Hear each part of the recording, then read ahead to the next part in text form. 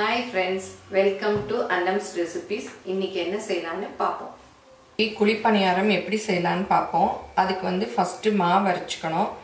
இந்த மாதிரி ஒரு கப் அளவு எடுத்தீங்கன்னா அதே கப் இட்லி புழுங்கல் அரிசி. இது வந்து மாவு பச்சரிசி, இது வந்து இட்லி புழுங்கல் அரிசி. ரெண்டும் ஈக்குவல். ஒரு கப்னா இது ஒரு கப். அதுக்கு உளுந்து வந்து அரை கப். எந்த கப்ல எடுக்கிறீங்களோ அந்த கப்ல அரை கப்பு. இது வந்து 1 டீஸ்பூன் வெந்தயம். இது நாளையும் ஒரு 4 மணி நேரம் ஊற வச்சுக்கணும். அப்பதான் வெந்தயம் வந்து நல்லா ஊறணும். ஒன்னாவே சேர்த்து ஊற வச்சுக்கலாம்.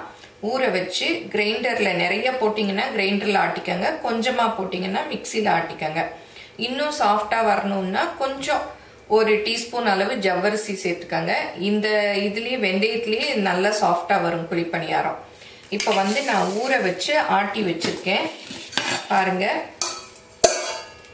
நல்லா திக்கா ஆட்டிக்கணும். ஏன்னா நம்ம வந்து வெல்லம் சேர்ப்போம் இனிப்புக்கு, அப்போ வந்து இன்னும் தண்ணி ஆயிடும். உப்பு போடாம நான் ஆட்டி வச்சிருக்கேன். ஏன்னா இதை வந்து புளிச்ச பிறகு தனித்தனியா காரத்துக்கு தனியா ஸ்வீட்டுக்கு தனியா பிரிச்சுக்கலாம். இப்போ இதை ஆட்டின மாவு இந்த மாதிரி இருக்கு. நம்ம வந்து அப்புறம் வேணுங்கிற அளவு தண்ணி ஊற்றிக்கலாம். ஃபர்ஸ்டே தண்ணி ஊற்றிட்டோம்னா வெல்லம் ஊற்றின பிறகு ரொம்ப தண்ணி ஆயிடும். இந்த மாதிரி இருக்கணும் மாவு. இப்போ எப்படி செய்யலான்னு பார்ப்போம். இப்போ நான் வந்து கொஞ்சம் எடுத்து காரம் பண்ண போகிறேன். அடுத்த வீடியோவில் ஸ்வீட் எப்படி பண்ணுறதுன்னு சொல்கிறேன். இதுக்கு வந்து இந்த மாதிரி திக்காக இருக்குது. இதில் வேணும்னா நம்ம காரத்துக்கு கொஞ்சம் தண்ணி ஊற்றி கலந்துக்கலாம். ஏன்னா ஸ்வீட்டுக்கு வந்து நம்ம வெள்ளைப்பாகு ஊற்றி கலப்போம், அப்போ ரொம்ப தண்ணியாக வந்துடும். அதனால தான் இந்த மாதிரி திக்கா ஆட்டிக்கணும்னு சொல்றது. இந்த மாதிரி ஒரு பேன் வச்சு அதில் வந்து 2 டீஸ்பூன் அளவுக்கு எண்ணெய் ஊற்றிக்கணும். இதில் வந்து நம்ம கடுகு உளுத்தம்பருப்பெல்லாம் தாளித்து இந்த குழிப்பணியார மாவில் ஊற்ற போகிறோம். எவ்வளோ மாவு வச்சுருக்கீங்களோ அதுக்கு ஏற்ற மாதிரி கடுகு உளுத்தம்பருப்பு போட்டுக்கலாம். நான் இந்த என்னோட அளவுக்கு வந்து ஒரு 1/4 டீஸ்பூன் அளவு போட்டுக்கிறேன் உளுத்தம்பருப்பு. நீங்க கடலைப்பருப்பு வேணாலும் போட்டுக்கலாம். இது நல்லா பொரியணும்.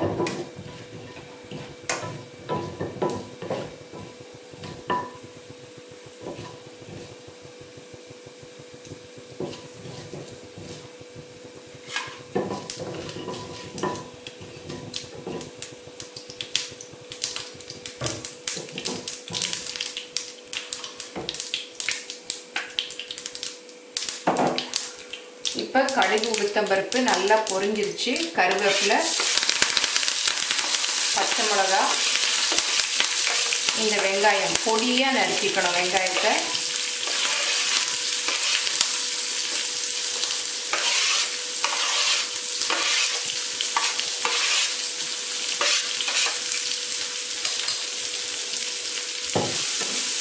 இந்த கொத்தமல்லியை சேர்த்துக்கலாம்.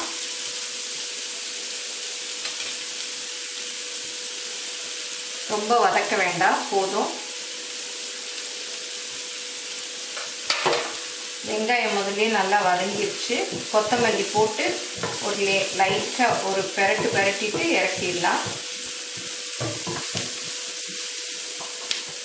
இப்போ அடுப்பை ஆஃப் பண்ணிட்டேன். இதுலேயே ஒரு 1/4 கப்பு தேங்காய்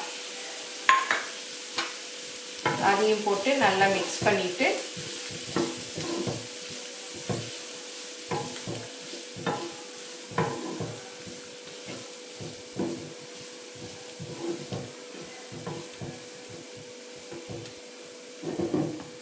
இந்த மாவுல அப்படியே கொட்டிட வேண்டியதுதான்.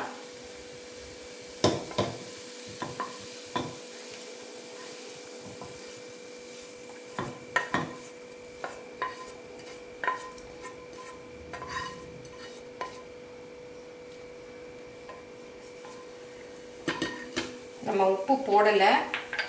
நான் உப்பு போடாம தான் ஆட்டி வச்சிருக்கேன். அதனால இதுக்கு தேவையான உப்பு போட்டுறேன். இதை கரைச்சி பார்த்துட்டு தண்ணி வேணும்னா சேர்த்துக்கலாம். இந்த மாதிரி இருக்கணும்.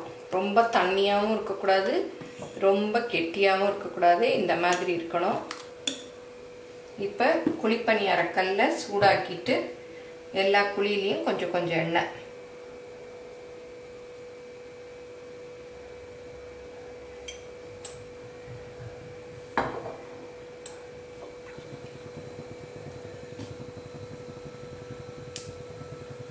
எல்லா குழியிலையும் பாதி அளவுக்கு ஊற்றணும். ஏன்னா ஃபுல்லும் அது வெந்ததுன்னா மேலே வரைக்கும் வரும். அடுப்பை கொஞ்சம் சிம்மில் வச்சுட்டு அப்படியே மூடி வச்சிடணும். நல்லா வெந்த பிறகு அடுத்த பக்கம் திருப்பி விடணும்.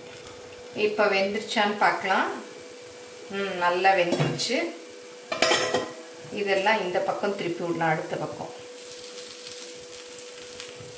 நல்லா ப்ரௌனாக வெந்துருச்சு பாருங்கள். அடுப்பை குறைச்சி வச்சா தான் இந்த மாதிரி வரும், இல்லாட்டி கருகிடும்.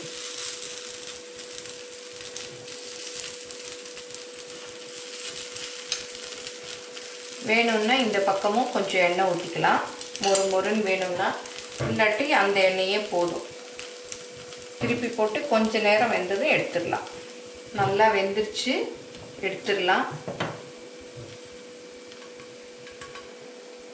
இந்த மாதிரி கருதும் கடைகளில் கிடைக்குது எடுக்கிறதுக்கு. இல்லாட்டா இந்த நம்ம குழிப்பணியாரம் எடுக்கிறதுக்குன்னு மரத்தில் கூட இப்போ கிடைக்குது, அதில் எடுத்துக்கலாம். இப்போ குழிப்பணியாரம் நல்லா ஸ்பாஞ்சியாக இங்கே பாருங்கள், தொட்டு பார்த்தா எவ்வளோ சாஃப்டாக இருக்குது. ரெடி பண்ணிட்டோம். நல்லா பிச்சு கூட பார்த்தா நல்லா பஞ்சு பஞ்சாக இருக்குது பாருங்கள். இதை வந்து இந்த கார சட்னியோட சர்வ் பண்ணலாம். இல்லை உங்கள் வீட்டில் சட்னி தான், தேங்காய் சட்னி பிடிக்கும்னா அது கூட அரைச்சிக்கலாம்.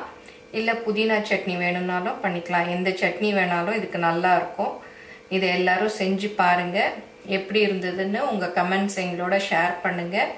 எங்கள் சேனலை மறக்காமல் சப்ஸ்கிரைப் பண்ணுங்கள். தேங்க்யூ.